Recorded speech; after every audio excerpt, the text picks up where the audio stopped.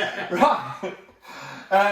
Welcome to part 2 of a chat with Ken Kitson, who's celebrating 50 years this year in July of being a professional actor.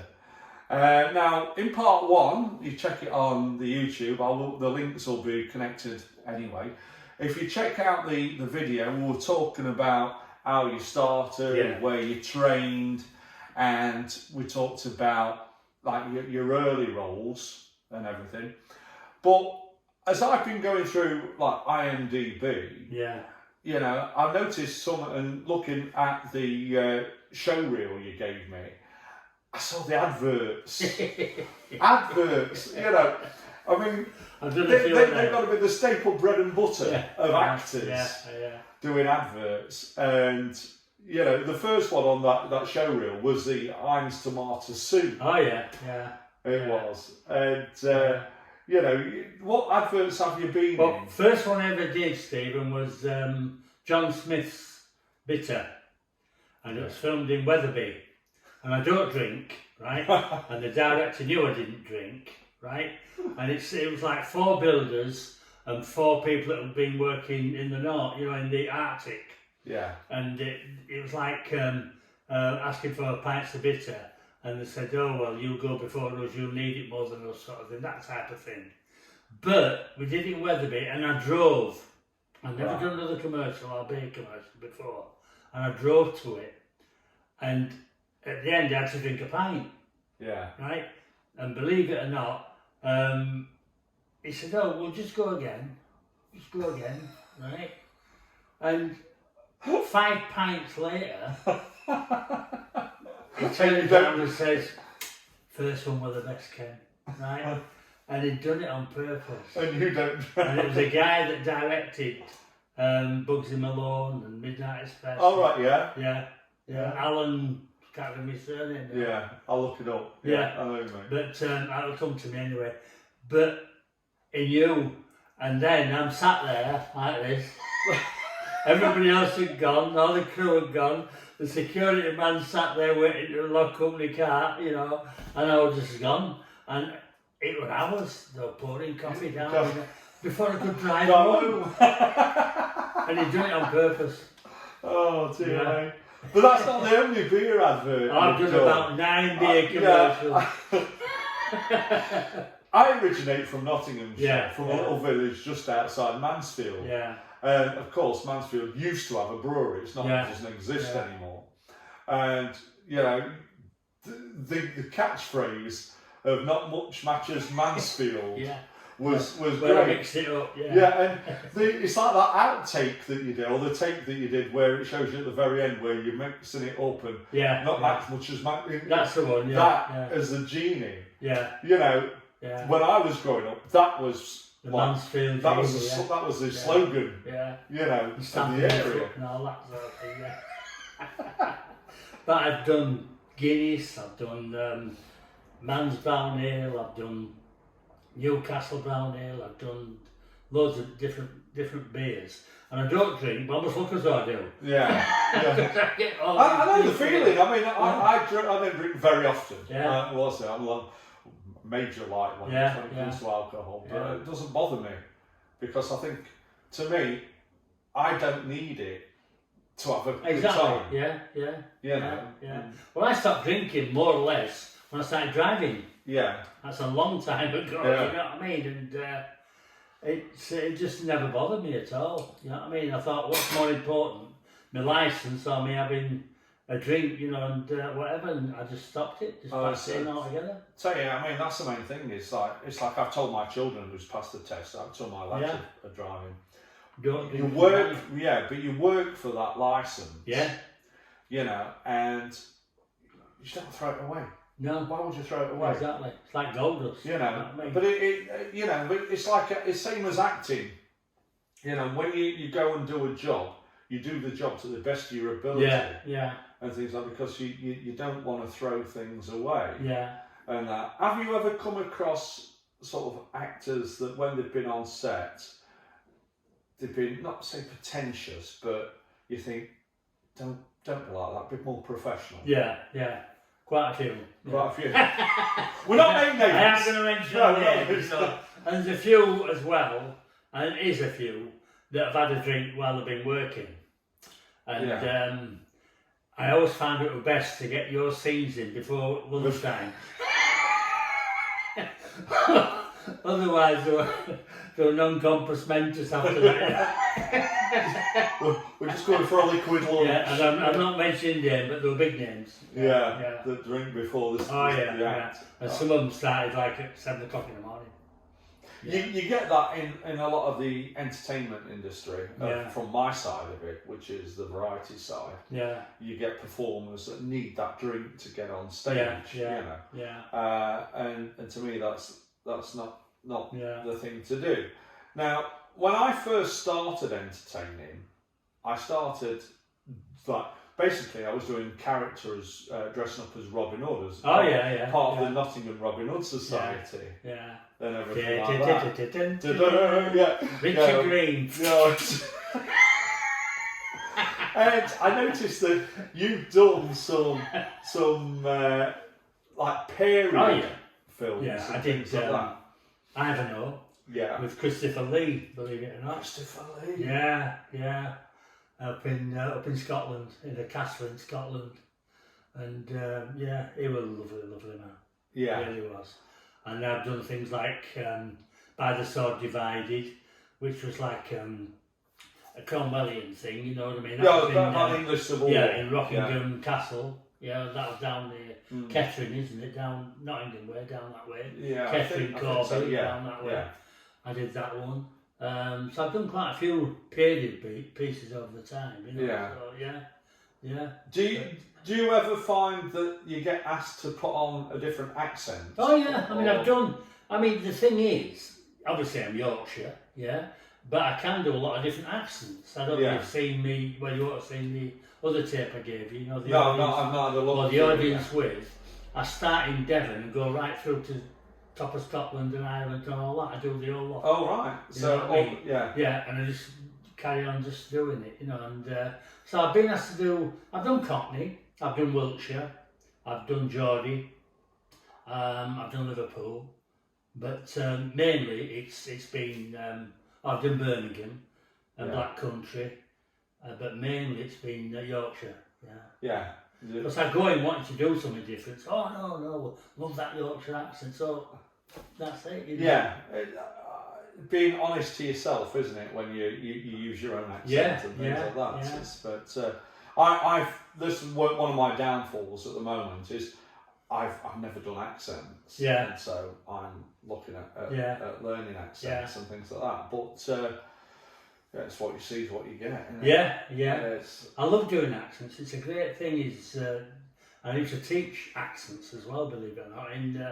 When I taught at a drama school in drama class in Bradford, just outside Bradford in Wilson. And I used to talk to people and tell them how to do accents, you know what I mean? Because a lot of it's the shape of the mouth and all this sort of thing. And where you put your tongue. Yeah. Like flat sounds like the Birmingham and all that sort of thing. Yeah. And then you get like the Liverpool, you know. It's all right, it's like that, you know. And talking like Ringo, you know. You talk like that. And you just go into it, and it's just different shapes and sounds, you know. So. Oh wow. Yeah. Now I was looking at because obviously you've done TV, you've done film. Yeah. And some of the films that you've done, like you say, Ivanhoe. Yeah. You were in Brassed Off. Yeah. Which is a classic. Oh yeah, that was a lovely film. It is. Stephen Tompkinson. Yeah. Ewan McGregor. Yeah. Peter Postlethwaite. Yeah. I mean, Pete Postlethwaite. Oh, it's just. I know. What You're a good friend of mine, Peter. Yeah. It's a shame he died early. You know what I mean? So. Yeah. I was watching a film the other night, and he was in it. I think it was Usual Suspects. Oh yeah. Pete Postlethwaite. Yeah. Pete Postlethwaite's got a small part in that one. Yeah. That was I think, oh my goodness, you don't realise what gravity the films have. Yeah. But in the sort of like late 70s, early 80s, Eddie Kidd was one of the big people Well, it in was this country. the English Evil Knievel, wasn't it? Yeah, the motorbiker. Yeah. And he did the adverts for the Levi 501s, for the black ones, if you remember that. That was Eddie Kidd that did that. Lee Kamen did the other one where he was stripped off in the laundrette. In the laundromat, yeah. But Eddie, lovely guy, really lovely guy. And he was the fittest guy I've ever come across. And he smoked like a chimney. He might not now, but he smoked like a chimney. Yeah. And his party trick was standing on his head against the wall and drinking a pint of bitter. Now, you imagine that upside down because it's going the wrong way. Yeah, wrong way, yeah. And he did it. And then he'd do like 51 arm press-ups. Oh my goodness. And he was and he had to jump over this fire. And he'd come round and say, right, ready for you, Eddie. And he'd ride his bike up to the beginning. He'd just put his gloves on, tighten his gloves like that, throw his fag away, like a few revs on that, straight through the flames, come back round, took off his bike, lit a fag up. And it was like walking off a curb. I've done it, yeah. Unbelievable. And he was such a lovely, lovely man, really well, yeah. Oh wow! Yeah, sadly, I mean, he's still with us, but he had that nasty accident. That accident we left him with brain damage, didn't it? I know. Yeah, it's sad to see him as he is now, and that was Riding High. Riding High, yeah. What did you have to do in Riding High? I played the Halifax Hellcat.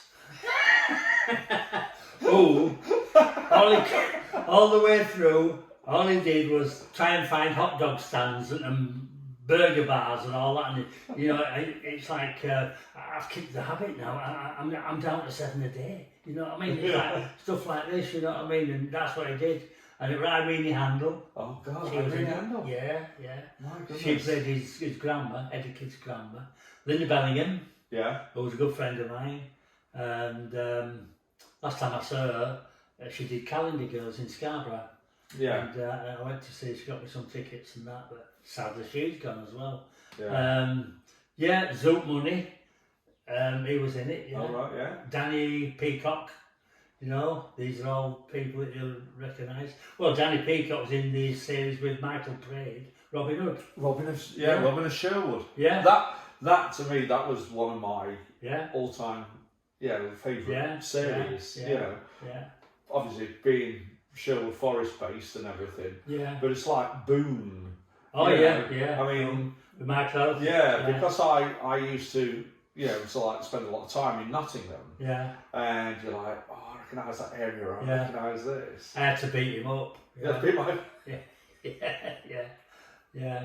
And it was one of those that it's best to get before lunchtime.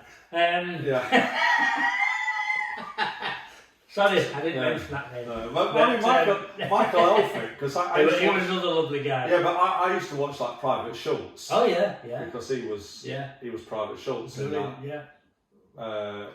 It was like a bit of a comedy drama type of thing about it. I had to throw him over this settee, you know, and he was brilliant about it, really. Yeah. So, yeah, lovely. But just going back to the Eddie Kidd thing, how good he was.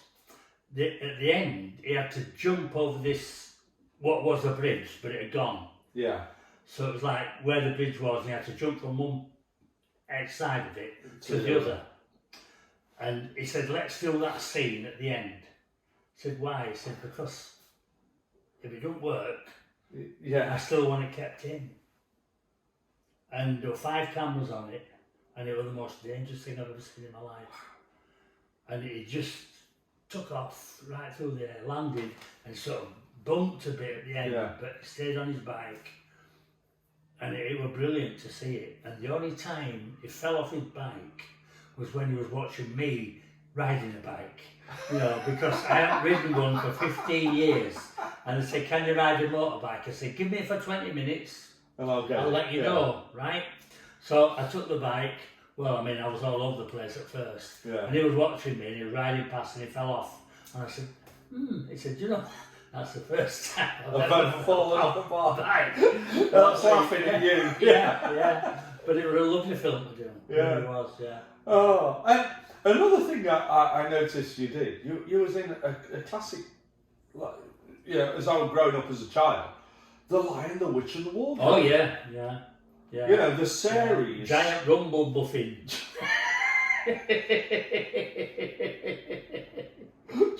Yeah. I always say what biggest party I've ever had. Yeah, I'm a giant. But they made all those into like the Chronicles of Narnia films. Yeah, and yeah. It all started as. So that again, some lovely stories with that, you know, because I was driving down to, we did it in Cardiff. Yeah. And I was driving down to Cardiff and I passed this wagon, the flat wagon. Yeah. And it had these big long legs on the back of it, right? So I'm driving past, I just didn't think anything of it. And I drove back, went to do the filming, and we're setting up with the filming, and I thought, they're my legs, because I remember them taking the picture. And I thought, how many people pass their own legs on the motorway? Pass their own legs. And that's what I did. So these, when they turn, you know, where they're freezing, you know, and Aslan the lion defrosts them all, sort of thing. But yeah, they were my legs. So I passed my own legs on the motorway on this flat wagon, and they were lovely little gay guy that was a dresser, and you know I sort of had all the thongs and all that, you know, all the gear and all that, straps around the calves and all this, and it was a lovely bloke, and Darren they called him, and so in the rehearsal, I did the giant gay. I did the gay giant, you know what I mean? Camp. Really camp. Camp. Yeah. I always remember Darren saying, do it like that, do it like that.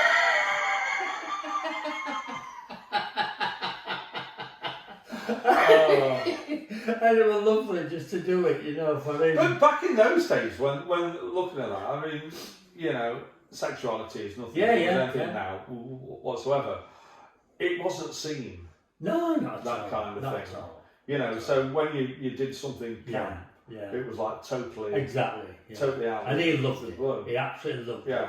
It was like all his Christmases had come at once in 24-foot giant, you know what I mean? Oh wow. Things that you I do. know, and that were giant rumble buffing. Yeah. And you know, we were talking earlier about stuff, and you've done theatre. What type of things have you done in theatre? Oh, I mean, there's some lovely stories with theatre. I started off at a place in Stratford East, Joan Littlewood's theatre. Now, Joan Littlewood was like the first of a lot of the modern type of theatre and the modern way of acting and all that sort of thing. And she was part of the East 15 Acting School, you know, where I went to, you know what I mean? Yeah. So to get my equity card, I worked at Joan Littlewood's theatre. I did a few different things, you know, but I also remember I did a pantomime called The Big Rock Candy Mountain. Right. And the main character in it was Long John Baldry. And I don't really remember Long John Baldry, right? Yeah. He was 6'7", Stephen. Yeah. And he had a Stetson, wore a Stetson, and the kids looked up to him like he was a giant, and he was brilliant. Absolutely brilliant. And he was like the narrator through the panto, and people like Barbara Windsor and all that were in it and did all that. Yeah. And I had about 5 different characters. And one of them was a goat, right? So I had these horns on, and you come through the audience, and there's this little kid crying on the front row, and I'm coming down as a goat, chewing cud and all this sort of, and he's crying, and I shut up, you little bastard, and just carried on. But one of the best things out of that, it was like early days of people like Elton John and Rod Stewart and Dudley Moore and all these. And one night I looked up in the box and all them 3 were there. Yeah. And they couldn't see Long John Baldry. They were a good friend of theirs. And afterwards they did a gig in the foyer of the theatre. And to see Elton John on the piano, along with Dudley Moore sometimes playing together, Long John Baldry and Rod Stewart singing around the piano, it was a night that I'll ever forget. And that was like early days of them. You don't get that kind of thing anymore. And it was brilliant, absolutely brilliant. Yeah. And they were fantastic. And it was just this impromptu thing, you know what I mean? But didn't you find, sort of like back in those days when it comes to theatre, audiences wanted to see it? Nowadays, you know, you go to the cinema or whatever, Yeah. everybody's there's signs up, do not use your mobile phone. Yeah. And don't you find a lot of people are quite ignorant because they're on the phone Yeah. while they, Oh yeah. Yeah. while somebody's Yeah. performing? I mean, Yeah. that to me. I mean, most people have got mobile phones now, but I Yeah. think, in a way, for me, it's one of the worst things ever invented. Yeah. I mean, it sounds stupid as that, because I know they're easy to use and all that Yeah. sort of thing, but technology has taken over completely. It has. I mean, what is it? It's like everything, isn't it? If it's used right, Yeah, yeah, it's brilliant. yeah, You know, for example, we're filming on a phone. yeah, exactly. You know, But when you get things kids like that, you know, 5, 6, 7-year-old, and they've got iPhones, Yeah. you know, and you think, where's it? Yeah. Where's that common sense? I am gone? the action man. Yeah, yeah, exactly. You know what I mean? What's it? Yeah, I had an apple and an orange. Yeah. He'll start going round your neck, dog will play with you, you'll be fine. Yeah. But theatre-wise, I mean, I went to Lancaster Duke's Playhouse. Yeah. I was there for a couple of years and did some good stuff there. And I joined a group there, and it was like the children's theatre. Yeah. And we did a thing called the Barmy Army. And I played Big Herb, right? And his nickname was Egg But No Bacon, right? That's what his name was. And you had people like Phil Davis. Yeah. Yeah, Noreen Kershaw now, that's the theatre director and TV director, she was in it. Yeah. And we did all these things, like all dressed as different characters, you know, in different boiler suits, coloured boiler suits. I went around all the schools and did this, we are the Barmy Army, and I got all the kids following us. And we played a stadium of 8,000 people in Lancaster, right? Yeah. And it was an amazing thing to do, really well. Absolutely brilliant. And he got such a following with these characters, you know what I mean? So yeah, brilliant. And then we did I did a play called Wind in the Sassafras Trees, and that was like a western, and I played 2 Indians. I went on stage both at the same time, not me, but I played a bad Indian and a good Indian. I played Partridge Eye, he was a good Indian, friend to the white man. And then Lynx Eye, he was a villain, right? Yeah. And I had all these bones across, you know, like they used to wear these bones across here. Yeah. And they wanted to shave my chest. I said, no way. You know what I mean? No, so they had to get these bones, they had to have these bones made to cover my hairy chest. Yeah. But I played 2 Indians in Oh. that. And they had to rape this white woman. And what they'd done, they'd put Velcro on her shirt and all that, so I had to rip it off every night and all this. Yeah, that was good. I enjoyed that. Yeah, it was good. It was a good thing, yeah. Wind in the Sassafras Trees. And I've got to tell you this, the lovely actress called Jennifer Guy. Yeah. And I think it was a play, What the Butler Saw. I think it was something like that. But it was a different type of version. And we did it, she had to do it on roller skates. And she'd never learned to roller skate. Now I could roller skate, right? So me and this lovely friend of mine, Robert McIntosh, lovely actor, we taught Jennifer to roller skate, right? Yeah. And she only had like one line or something, just come on, say, good evening gentlemen, dinner is served, and off, right? Yeah. So fortnight we're teaching Jennifer to roller skate. So she comes on and, a friend of mine. I'll call you later. Okay. So that's what happens. Yeah. Yeah, they all come to window. Yeah. So we taught her to roller skate, and she comes on, and she just had to say like, "Good evening, gentlemen. Dinner is served." Now you know that theatres have a rake stage, Yeah. so she comes on with these roller skates with a tray, and she comes. We taught her to stop and everything, but she'd forgotten how to stop. So she comes flying on from the wings. So, good evening, gentlemen. And she's rocking in the lap. And it was the funniest thing I've ever seen. She goes straight off the other side, and she's shouting a light. And the other actors are going, me and Bob were stood aside the stage, and we were in tears, we were bent double. And bless her, she really tried, but I also remember that. Oh. Good times. Yeah. And then again, we did a lot of sketches. Yeah. And did sketches and songs and all that. And I did that Old Man River, and then you could do it. I blacked up to do Old Man River when you're allowed to do it, right? And so I come on with this bale of straw over my shoulder. I had to put it down, sit down, and flung the straw down to sit on it, and ready to start in. Colored folks were on the Mississippi. Colored folks were. So I got this bale of straw, threw it over my shoulder, and the string burst. So I'm singing this song, Old Man River. I'm doing all that, and all I could see all the way through it was the first 3 rows going. They were covered in straw.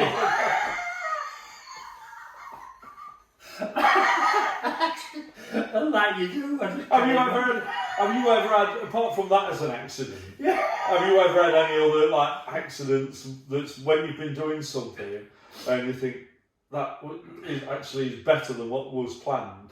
Or you get that all the time, but sometimes, the director, it depends who it is, they'll say, no, we'll stick to the original. You know what I mean? But that was funny. That was funny because I just carried on, did the old song, and like I said, all the way through, all I could see was the first 3 rows covered in straw, and it was funny. But when you do and I sat on the rest of it was the remaining of the bale.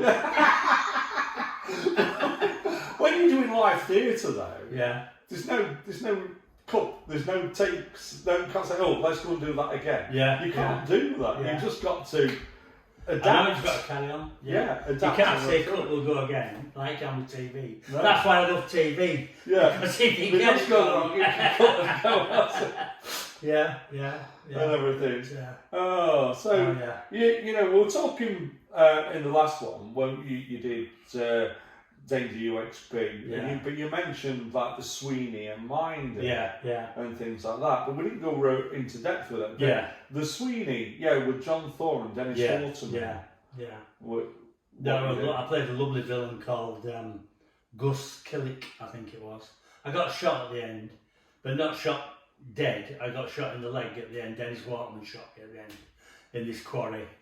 But that was a good one. That was nice. Yeah. And it was Dennis and John. They were lovely. Great team to work to. You know what I mean? They're really good. When you're doing stuff like that, for example, you did training at East 15. Right. But do you do weapon training with? I did. Not so much weapon training, not like guns and that, but they teach you that on the, you've got a gunsmith there that, he'll let you have the gun when you need it, take it straight back off, put it back in the box, and all that stuff. Because recently there's been that accident on that film set with Baldwin. Which, what's so sad that is, unbelievable. Unbelievable how that happened. I don't understand how live. No, I don't understand it. Something live. Because you've got usually, like I say, these gunsmiths or, these professionals, armourers, and they just give you the gun for the time you need it and take it straight back off you. It's like even with a sword, you're doing a musketeer or something. You have the sword while you're there, and then it's back. You know what I mean? Because the weapons, the definite weapons. So that's what they're doing. I can't understand how that happened. I really can't. No, that was bad. Bad. Whoever was doing that film, it was bad. It's bad. It's bad organisation. Definitely. In everything, because. But the Americans aren't the best for continuity. They never have been. You know what I mean? You could watch Dallas years ago and see, Bobby, whatever, young Bobby, what they called him, Ewing, and he'd have a blue tile, and the next scene he'd have a red tile. You know what I mean? That's how much they took. You know what I mean? Mind you, there's do you ever find when you've been on set, if you've been doing a series where you've been doing a few, and you think, we're bored, do you ever get the feeling of play? Because I remember I did some work on Emmerdale once, and the guy who played Eric Pollard, right, him and his on-screen wife, he's a good friend of mine. They were so bored. We were doing this meal thing in at the King's Farm, farm, and it's like, crew weren't looking. They were just moving some props because they were just bored. They were Yeah, just, yeah. I think basically to get on these, I know. it'll be all right on the night, or see the Yeah, continuity. yeah. See if Yeah, you anybody see a few of them, notices yeah. the continuity Yeah. errors. But I've always done, right from the word go, I've always done my own continuity. Yeah. Because it's amazing, because there's a lot to do with continuity girls and people, you know, not always girls, mainly. And it's difficult to sort of write everything down, you know, he moved his head that time at that place and that. So I've always done it myself. So I've known when they've said, I can't, did you move that, Ken, or did you say that on that line? And say, yeah. So you keep a record of everything? No, just in here. In here, Yeah. well, in your head, yeah. Yeah, and if I learn a part, and I learn it for that time, and if you ask me in a fortnight to do it, You do everything, it's gone. It's gone. Yeah, Right. it's gone. So it's in there for that time that I needed it, and then it's gone. Yeah. And then I'll have to learn it again if I had to do it again. Wow. Yeah, that's how I've done it all my life, you know what I mean? So So sometimes I go to sleep, I used to go to sleep learning lines with like earphone in, yeah, you know what I mean, and a cassette player, yeah. and just let it all night going Just in. play. Yeah, and in the morning you'd be amazed, Stephen. How much You've you learned the learn. lines. Because it's gone into your subconscious, Yeah. not into Yeah, just. exactly. Yeah, 'cause that's where I struggle. I struggle to learn lines. Yeah. My attention span is not that great. Yeah, I'm always thinking about something else. you know, you're always Yeah. lots of. But Yeah. I think that's because I have so many things that I do. Yeah. Yeah. But I do find that, like, I did a pantomime the other year, and I do find when I'm on stage, you don't think about it. It just comes. Yeah. Yeah. You know, it's just there, and it's the lines are. Yeah. Yeah. Well, I did a show with Louis Emmerich, you know, that played the other copper in Summer Wine that we'll get onto later. And we used to do a show called An Arresting Night with Cooper and Walsh. And it was about a 3-hour show, between 2.5 hours, 3-hour show. Total improvisation. Yeah. So the ideas came from the audience. There was somebody that wrote them down. I had a friend going around shouting them out. I repeated what the question was. And Right? you got to work And in around that it. time, I'd worked out what to do. Yeah. And we did 3 hours improv. Well, that's Yeah. amazing because Yeah. like improvisation for an actor. I love it. I think it's great because I like to. As an actor, you have to listen to people, Oh yeah, yeah, right, and listen to what they say, yeah, so you get that natural reaction. yeah. Well, that's what it's all And I about. think that's what improvisation helps you build. Yeah, yeah, You know, so yeah, anybody that's out there that's studying acting or Yeah. learning acting, yeah. you know, so one of the main things is to make sure you. You react to what it is. You see, if you do a theatre show and you get your fellow actor and you could ask him to do it, he could say the line different 7 nights a week. Yeah. But you get a lot of actors, because they don't listen, they'll just say their lines as they've said all the way along. Yeah. So they're not reacting to the different way or the way he's emphasised a certain word Yeah. a different night. So they're reacting just to what they think they've heard. You know what I mean? They've learned the Because- script parrot Exactly. fashion, and they're reacting to the way that it's Yeah. written, Yeah. but not to the way that So if somebody's I say emphasised it. a sentence and I emphasise a different word one night, you've got to react differently Yeah. to how I've said it. You know what I mean? Yeah, because it's got to be honest. That's Exactly. Yeah. Wow. And it is. I mean, acting is listening, reacting, and communication, and communication in the eyes. That is one of the things that I learned through my acting group. Yeah. Is one of the things we talk about all the time is reaction and Yeah. listening. You know, React to what you're given. Yeah. Yeah. Yeah. Yeah. To not what you think you've heard. Yeah. Yeah. That's Wow. it. And what you do, you don't redo it, you relive it. That's really good advice. Yeah. It is. And that's it. You don't just redo it, you relive it. Relive it. Fantastic. Yeah. All right. Anyway, I think what we'll do, we'll call this one A day. because we're lost it. But there are going to be more. All right, we're going to be doing some more interviews where we're going to be talking about your your later career as you've been going into other things, and we'll get on to the last of the summer wine, which I know a lot of people love, and Cooper and Walsh and things like that. Well, the theatre thing, just going back on that, Steve, that's about all the theatre I did, really. I didn't do much more after that. Did a couple of pantos, but I've never been into pantos. Yeah. I don't know why, because when they say it's behind you, I say, so what? So what? So it's not the same. Yeah, I've never done panto. This was the first panto I did with Mike de Freitas and everything. Yes, it is. Yeah, but I was the Dane, you know. It's like just, what can you do? But that's my kind of character. Yeah. But I'm working all the time, entertaining. So for me to not work and do a panto, it's not always beneficial, you know, things like that. But you know, it's work and how things blend out. You never know. But say I love panto because I just love winding people up. I think that's the thing, and panto gives you that great opportunity just like wine people up all the time. Strange, and like that. It is. But I did do many years ago. I did some plays when I first started doing drama when I was in my 20s. Before I became an entertainer. But also I started doing some amateur groups and did one. One of the things was I was a holiday rep. I thought, that's fine. That's fine. I've done it for real now. And everything, but I think so. But you're still available. You are still available for work. All right. So, who is your agency, by the way? He thinks I'm dead or retired anyway. So if anybody's out there looking for the more some aged musketeer, the Three Musketeers in retirement years, you know, what you got? There we go. Got a film there. Three Musketeers in retirement years. So if anybody's out there, who are you? Who do they contact, or where do they find you? Nyland Management.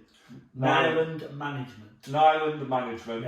But also you're on Spotlight. And things like that still. So anybody out there that's looking for the more mature actor that's still working, and may I say is a fantastic person. Really, honestly, I really appreciate what you're doing. I love it. And the daft thing is, I know you want to sort of... No, that's okay, that's all right. Just what I've always wanted to do when he was at the peak of his profession was do Mike Parkinson, do a Parkinson. I'd love to have done a chat show. And I've also wanted to do a quiz like Eggheads or Who Wants to Be a Millionaire Celebrity. I've always wanted to do them. I've never managed to do it. So chat show wise, I've done them a load on sort of radio, right? But the only chat show I've done is yourself. Is this? An exclusive. The Stephen Brailsford chat show. There we go. Exclusive, And what's nice about this is just nice to just chat. Exactly. We're not there trying to be something we're not. We're just forced. It's just having a chat. Well, thank you so much, Ken. I really appreciate it. Great. All right. So look out for part 3. There will be a part 3 coming. All right. So take care. We'll see you soon. Oh, by the way, it will be on all platforms on Tinternet. On Tinternet. The Yorkshire Internet. Right. See you soon. See you next time.